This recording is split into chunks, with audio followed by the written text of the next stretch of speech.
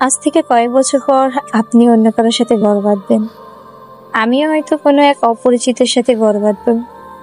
আপনি কারো ভালো স্বামী হবেন, আমিও কারো ভালো স্ত্রী হব। আমিও হয়তো আমার স্বামী সংসার নিয়ে ব্যস্ত হয়ে পড়ব, দায়িত্বের বেড়াজালে আষ্টে পৃষ্ঠে জড়িয়ে যাব। পুরো একটা সংসারের দায়িত্ব তখন আমার কাঁধে। তবুও কোনো এক বিষণ্ণ দুপুরে হয়তো আপনাকে মনে পড়বে, কিংবা কোনো এক বিকেলে হানমনে আকাশের দিকে তাকিয়ে থাকতে থাকতে আপনার সাথে কাটানো স্মৃতিগুলো চোখের সামনে আবছা ভেসে ওটা, চোখ থেকে কয়েক ফোঁটা জল গড়িয়ে পড়বে। হয়তো কোনো এক নিঃসঙ্গ সন্ধ্যায় চায়ের কাপে চুমুক দিয়ে দিতে দিতে আপনাকে আমার ভীষণ মনে পড়বে কেউ একজন ছিল যাকে বহু বছর আগে ভালোবেসেছিলাম। এসব ভেবে ভিতরে থেকে এক লম্বা দীর্ঘশ্বাস বেরিয়ে আসবে।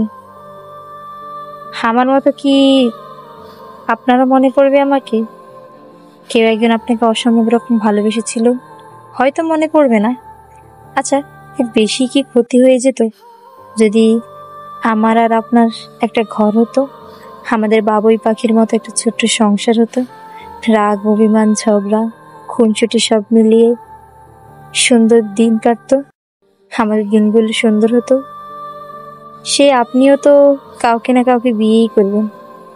সেই মানুষটা আমাকে বানালে কি এমন ক্ষতি হতো?